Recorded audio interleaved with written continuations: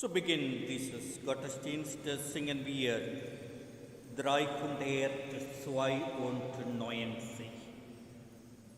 392, lobe den Herrn.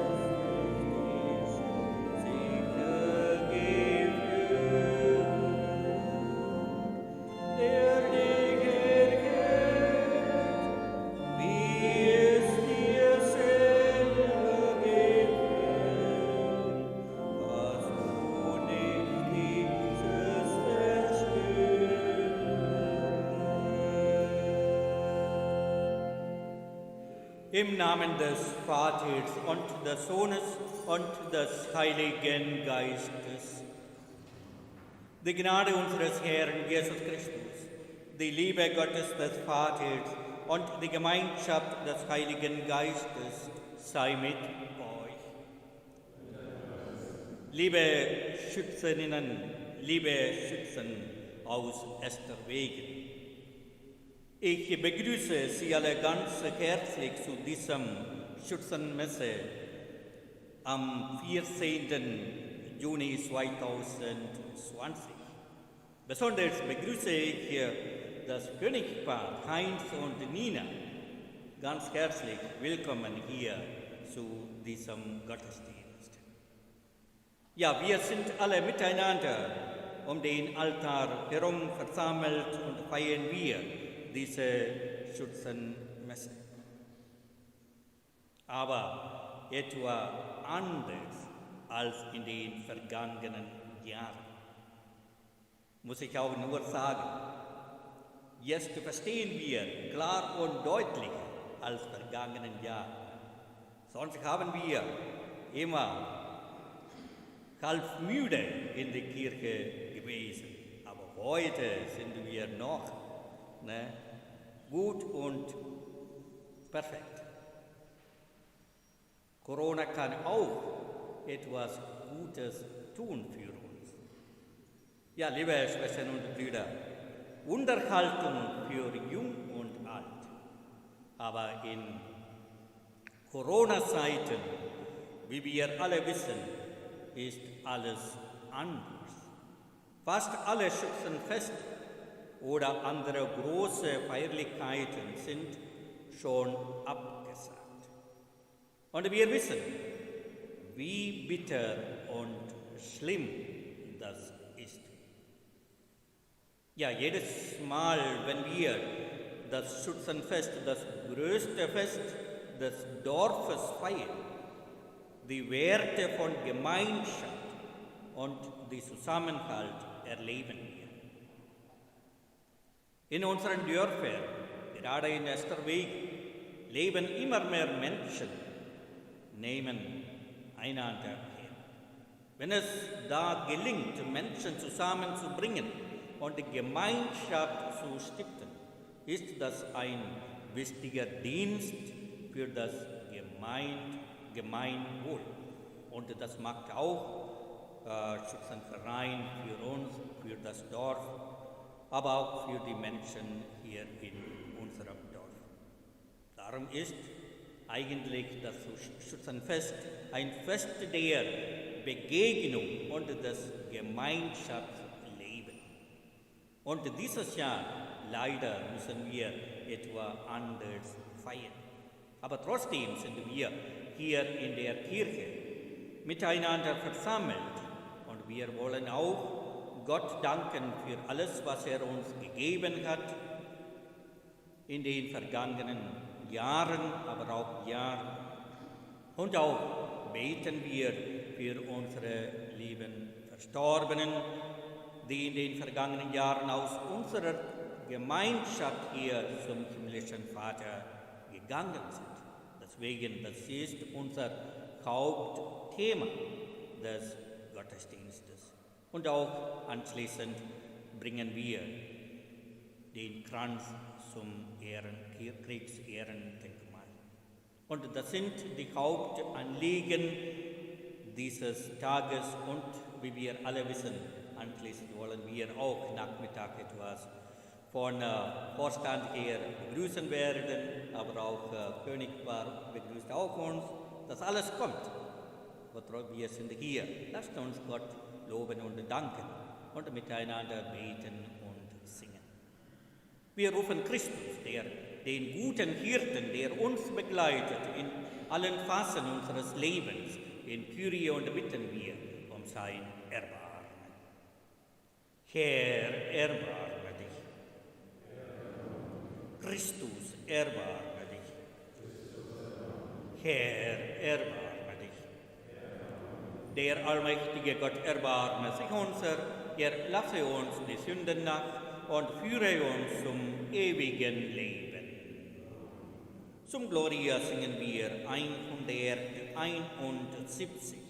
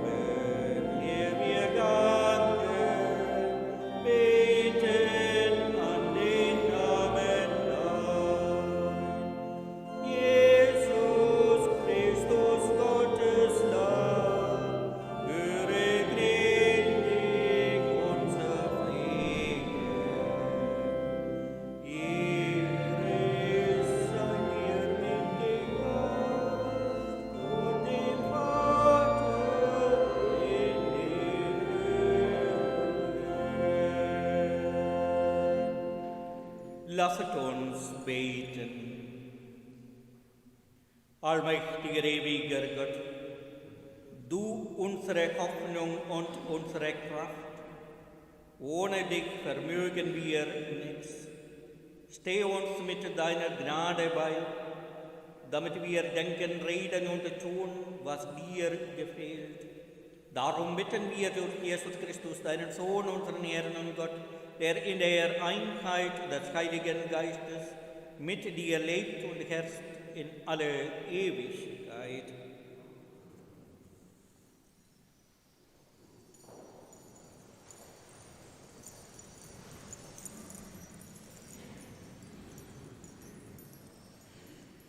Lesung aus dem Brief des Paulus an die Römer. Wir müssen als die Starken die Schwache, deren tragen, die schwach sind und dürfen nicht für uns selber leben. Jeder von uns soll dem Nächsten zum Gefallen leben, zum Guten und zur Auferbauung. Denn auch Christus hat nicht sich selbst zum Gefallen gelebt. Vielmehr steht es geschrieben, die Schmähungen deren, die dich schmähen, sind auf mich gefallen. Denn alles, was einst geschrieben worden ist, ist zu unserer Belehrung geschrieben, damit wir durch Geduld und durch den Trost der Schriften Hoffnung haben. Der Gott der Geduld und des Todes aber schenkte euch ein Sinnes, untereinander zu sein. Christus Jesus gemäß, damit ihr Gott, dem Vater, unseren Herrn Jesus Christus, einmütig und mit einem Munde preist. Wort des lebendigen Gottes.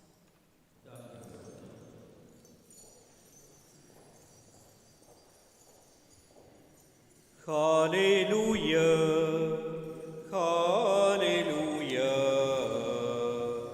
Halleluja.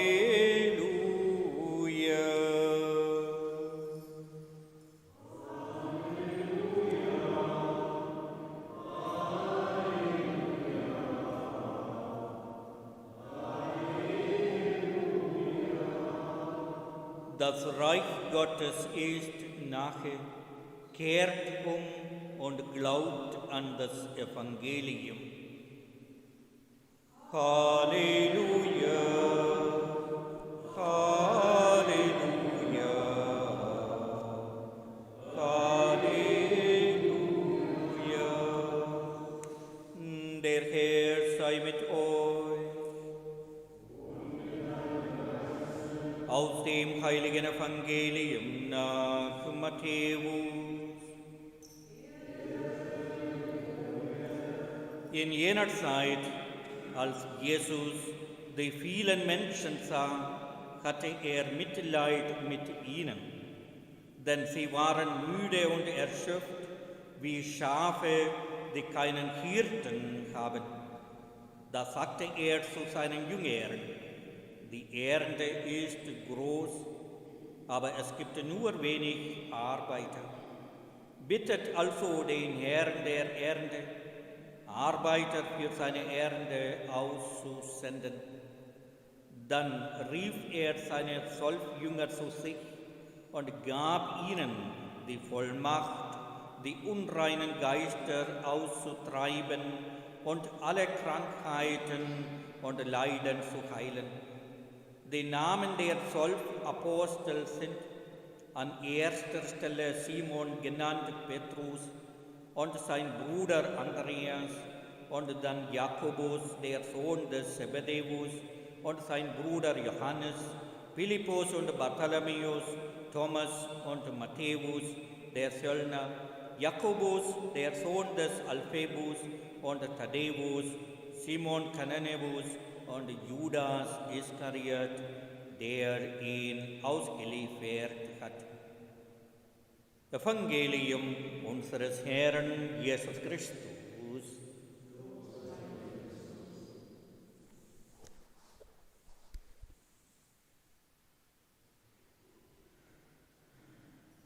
Nehmen Sie bitte einen Moment Platz. Schützenmesse ohne Predigt klappt nicht. Das habe ich im Jahre 2017 einmal erlebt.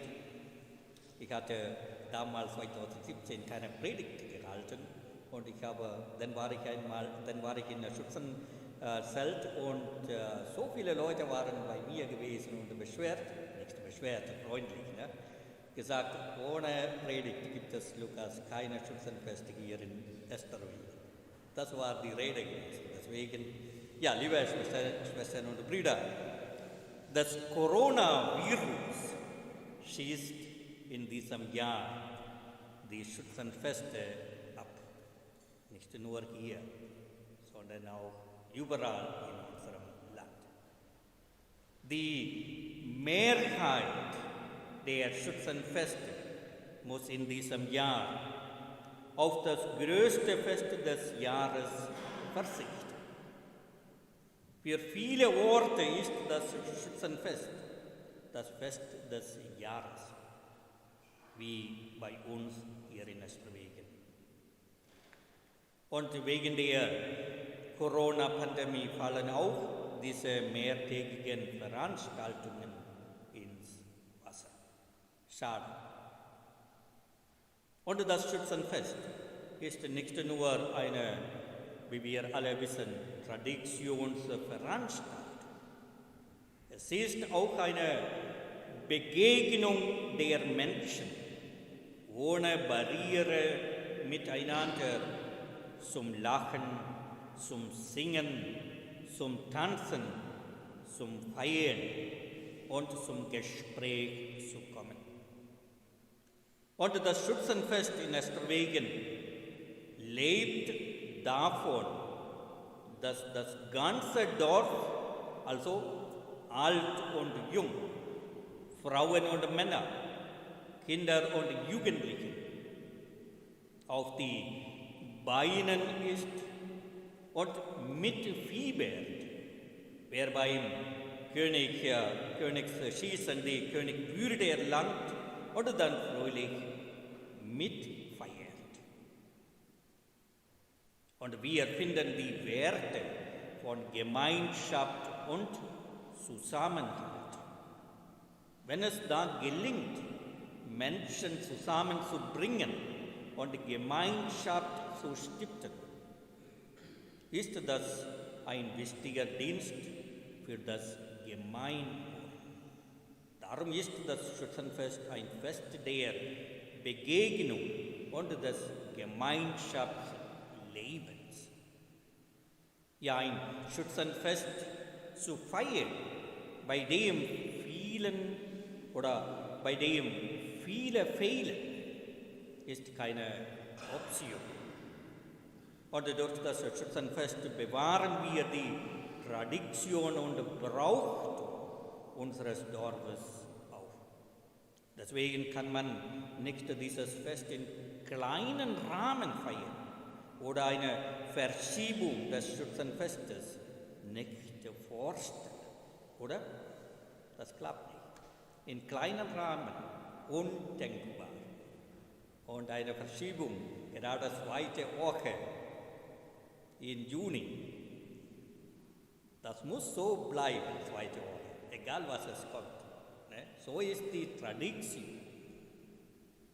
Ja, deswegen dieses Jahr für unseren Königspaar Glück gehabt.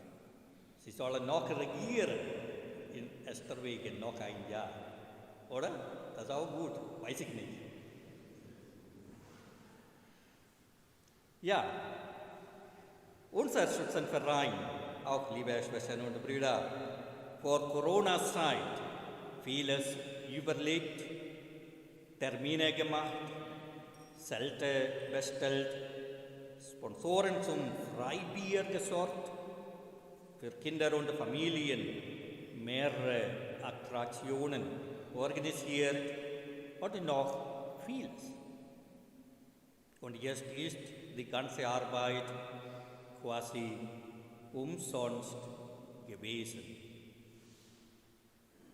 Aber trotzdem, Schützenvorstand, haben Sie alles organisiert. Bis heute. Ich weiß, das ist natürlich bitterlich. Aber eines wissen wir. Jedes Mal, wenn wir gemeinsam Schützenfest feiern, halten wir unsere Heimat hoch, dann sind wir sehr verbunden mit unserem Dorf und stolz auf unsere Heimat.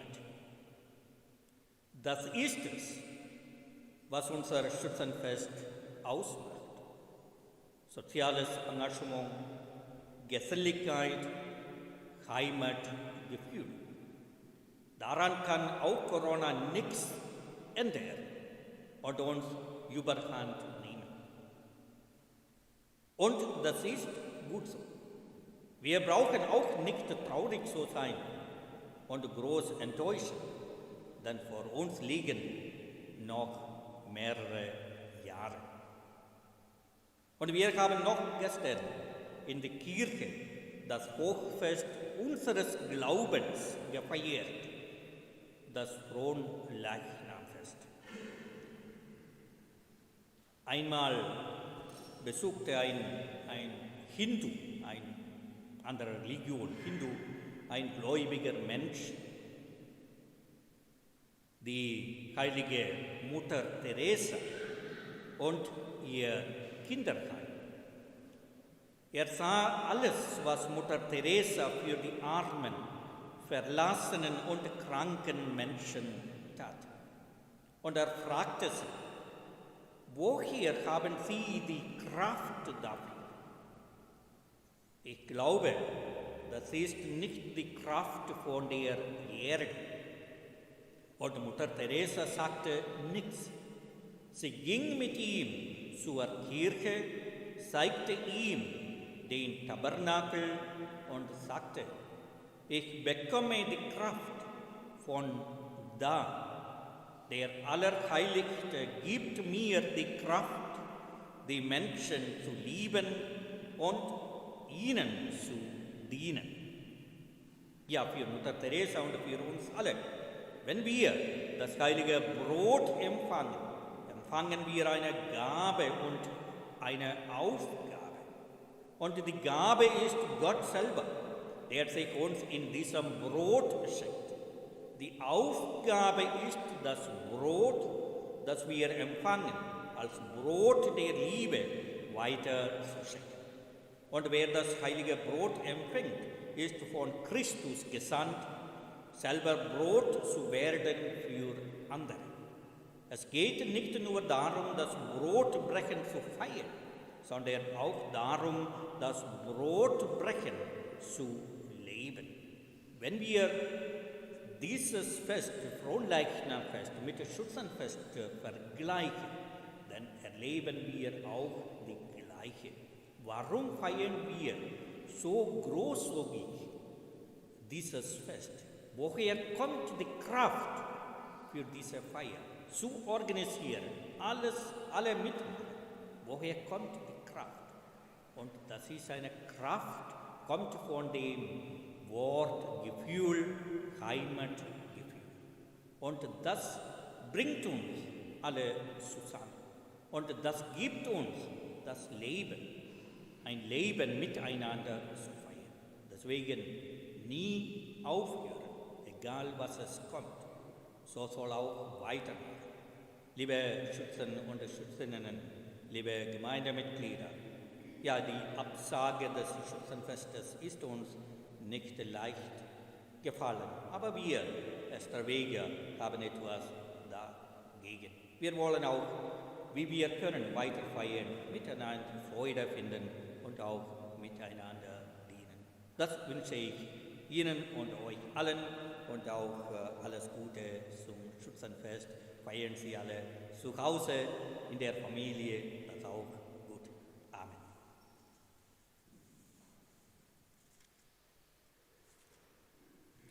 Wir sprechen gemeinsam das Glaubensbekenntnis.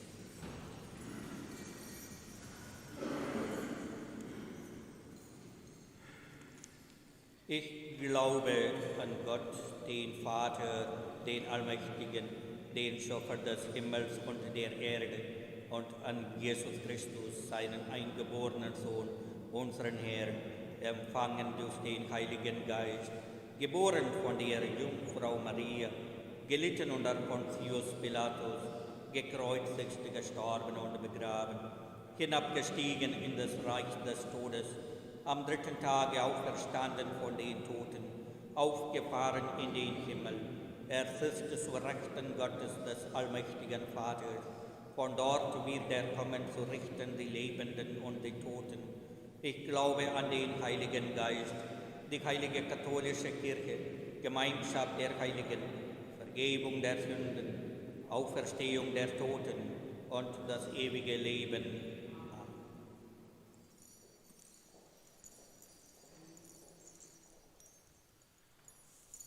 Guter Gott, gerecht und gut bist du allein. Wir ringen darum, was gerecht ist und dem Wohl der Menschen dient. Erleuchte unseren Geist, dass wir deine Gerechtigkeit suchen. Dich bitten wir.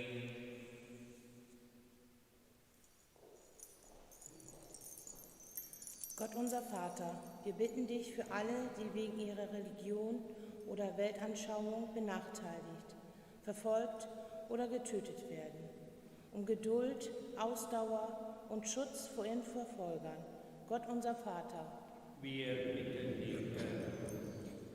Gott unser Vater, wir bitten dich für die Menschen, die auf der Flucht sind oder sie aus ihrer Heimat vertrieben werden. Lass sie wieder Heimat finden und schenke ihnen ein Herz, das zur Versöhnung bereit ist. Gott unser Vater. Wir bitten dich.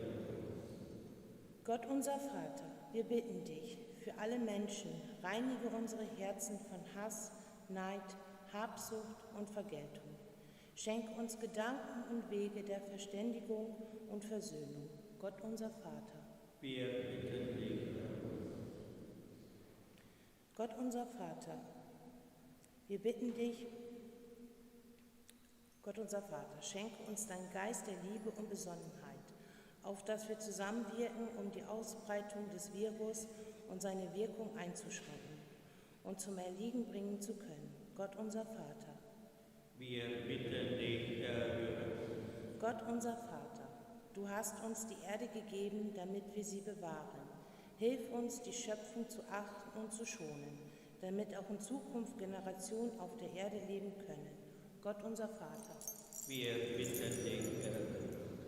Wir beten für unsere lieben Verstorbenen aus unserer Familie und in Gemeinden.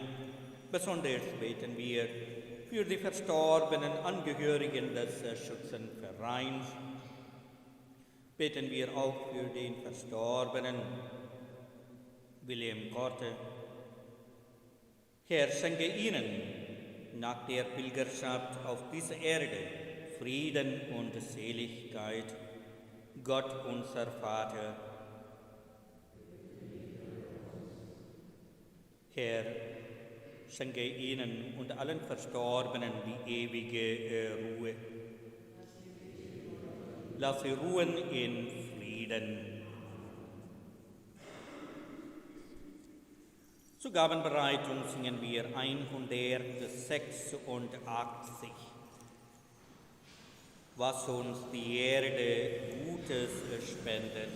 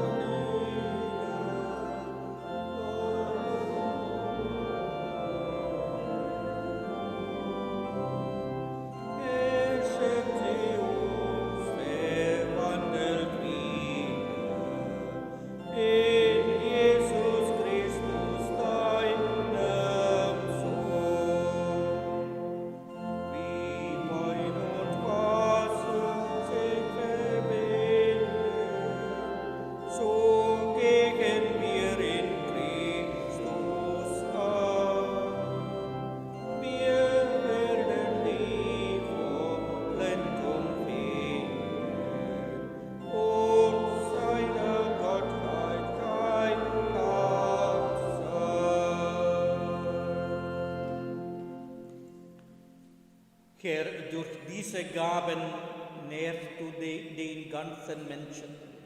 Du gibst dem irdischen Leben Nahrung und dem Leben der Gnade Wachstum. Lass uns daraus immer neue Kraft schöpfen für Seele und Leib. Darum bitten wir durch Christus, unseren Herrn. Der Herr sei mit euch. Erhebet die Herzen. Lasset uns danken dem Herrn, unserem Gott. In Wahrheit ist es würdig und recht, dir, allmächtiger Vater, zu danken und das Werk deiner Gnade zu rühmen durch unseren Herrn Jesus Christus. Denn aus Erbarmen mit uns sündigen Menschen ist er Mensch geworden aus Maria, der Jungfrau. Durch sein Leiden am Kreuz hat er uns vom ewigen Tode befreit und durch seine Auferstehung uns das unvergängliche Leben erworben. Darum preisen dich deine Erlösten und singen mit den Chören der Engel das Lob deiner Herrlichkeit. Heilig, heilig, heilig, Gott, Herr aller Mächte und Gewalten, erfüllt es in Himmel und Erde von deiner Herrlichkeit. Hosanna in der Höhe, hochgelobt sei, der da kommt im Namen des Herrn. Hosanna in der Höhe. Ja, du bist heilig, großer Gott, du bist der Quell aller Heiligkeit.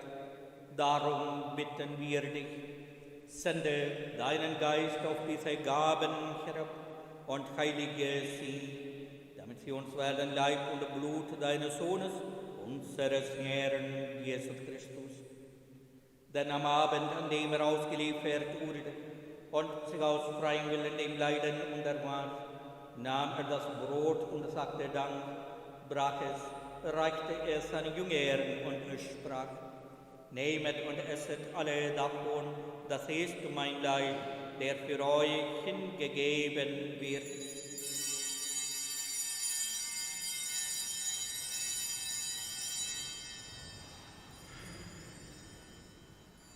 Ebenso nahm er nach dem Mahl den Kelch, dankte wiederum, reichte ihn seinen Jüngern und sprach: Nehmet und trinket alle daraus, das ist der Kelch des neuen und ewigen Bundes, mein Blut, das für euch und für alle vergossen wird, zur Vergebung der Sünden. Tut dies zu meinem Gedächtnis.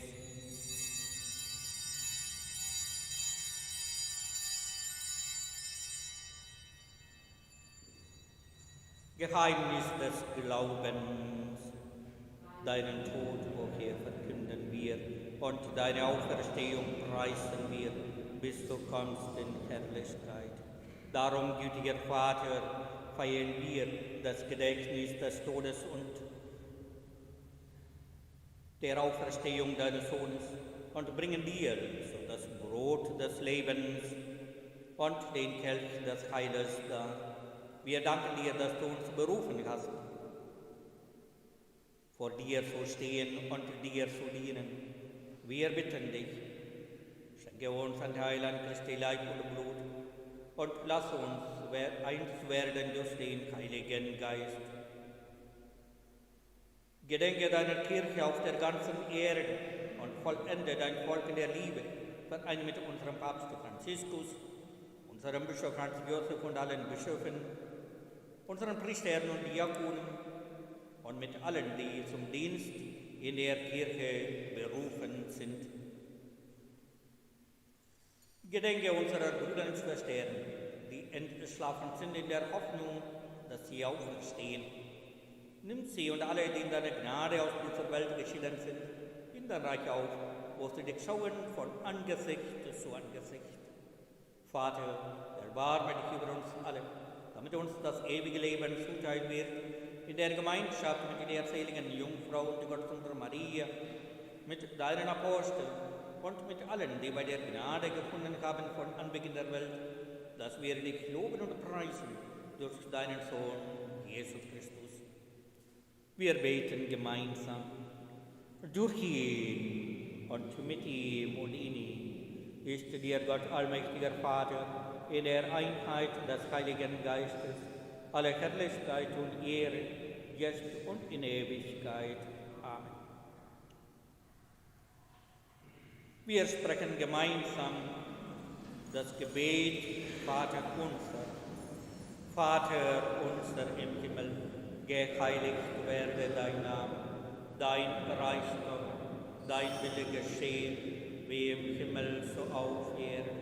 Unser tägliches Brot gib uns heute und vergib uns unsere Schuld, wie auch wir vergeben unseren Schuldigen. Und führe uns nicht in Versuchung, sondern erlöse uns von dem Bösen. Erlöse uns, Herr allmächtiger Vater, von allem Bösen und gib Frieden in unseren Tagen. Komm uns zu Hilfe mit deinem Erbarmen und bewahre uns vor Verwirrung und Sünde, damit wir voll Zuversicht das Kommen unseres Erlösers Jesus Christus erwarten.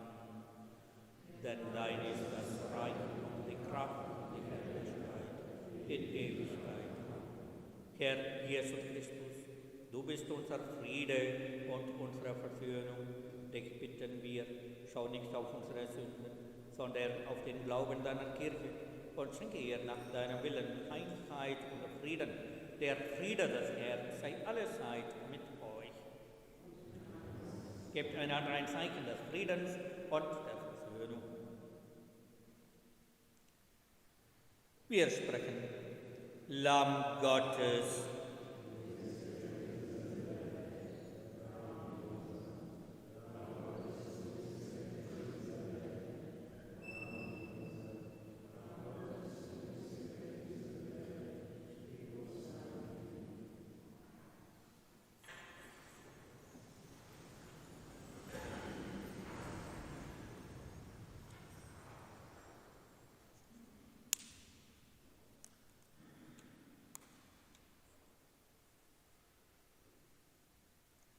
Seht das Lamm Gottes, das hinwegnimmt die Sünde der Welt.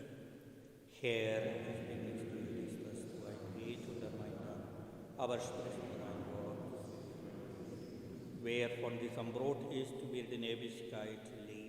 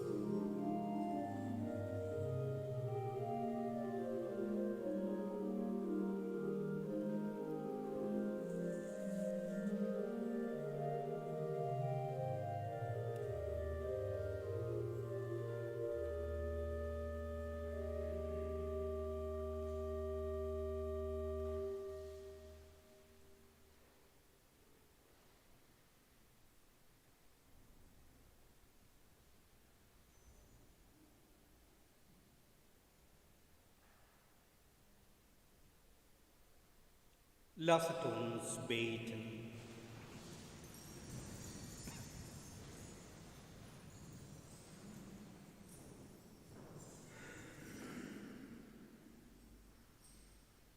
Allmächtiger, ewiger Gott, das heilige Mahl ist ein sichtbares Zeichen, dass deine Gläubigen in dir eins sind.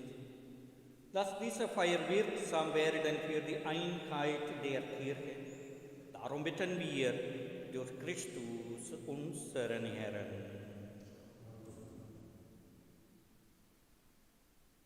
Der Herr sei mit euch. Es segne und behüte euch der allmächtige Gott, der Vater und der Sohn und der Heilige Geist.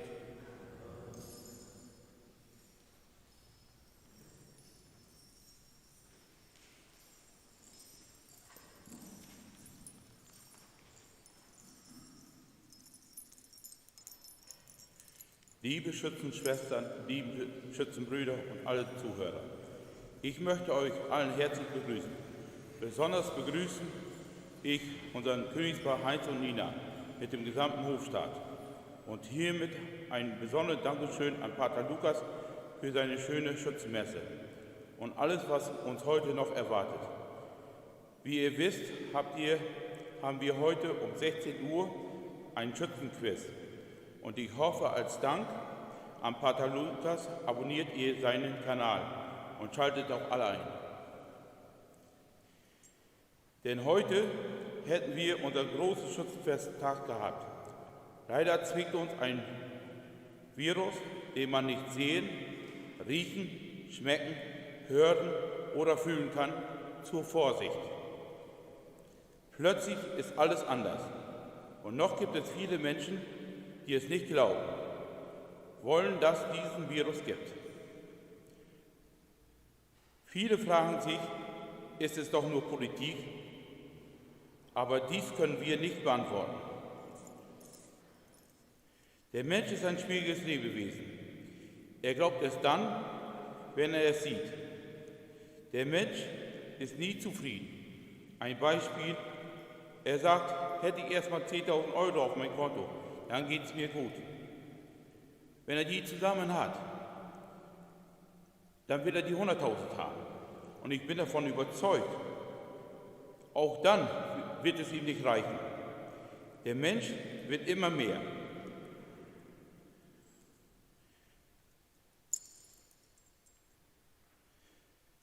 Dieser Virus hat uns ein Besseres belehrt. Wir alle mussten etwas zurückfahren. Von 100 auf 80% oder vielleicht einige auf Minimum. Plötzlich fingen viele an zu hamstern. Toilettenpapier, Mehl, Nudeln, Hefe, alles war ausverkauft. Warum auch immer. Ich habe dafür keine Antwort. Ich weiß nicht, was die Menschen sich dabei gedacht haben. Aber ich weiß, dass die Menschen, die von September 1939 bis September 1945 sich über diese belanglosen Artikel keine Gedanken gemacht haben. Da ging es ums pure Überleben. Es war Krieg und viele Menschen kehrten nicht zurück. Das Gedenken an die Toten ist für uns auch Mahnung, aus der Vergangenheit Schlüsse für die Gegenwart zu ziehen und danach zu handeln. Wann immer und wo immer wir heute helfen können, Blutvergießen zu beenden und Not zu lindern, wenn wir einen Beitrag leisten können, Versöhnungsprozesse voranzutreiben. Wenn wir helfen können, Menschen vor Gewalt und Terror zu schützen, dann müssen wir es tun. Wir dürfen nicht wegschauen, als ginge es uns nichts an. Dies ist zuallererst ein Gebot der Menschheit. Es ist aber auch ein Gebot vorausschauender Vernunft, der Glaube an die Begrenzbarkeit von Konflikten und an Inseln, unverbrüchlicher Friedens, ist nicht selten eine gefährliche Illusion. Lasst uns jetzt am Erdendenkmal ein Kranz niederlegen in Gedenken der Gefallenen der letzten 2 Weltkriege. Dankeschön.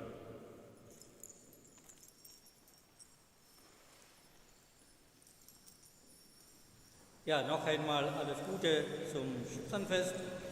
Und leider, wie wir alle wissen, wir dürfen auch nicht so viele Lieder singen in der Kirche, maximal 3 oder 4, mehr geht es nicht. Deswegen haben wir auch heute ganz wenig Lieder gesungen, darf nicht so viele Lieder hier in der Kirche singen in der Corona-Zeit. Aber trotzdem singen wir das Lied Großer Gott, wir loben dich, zum Schluss 380. Geht hin in Frieden.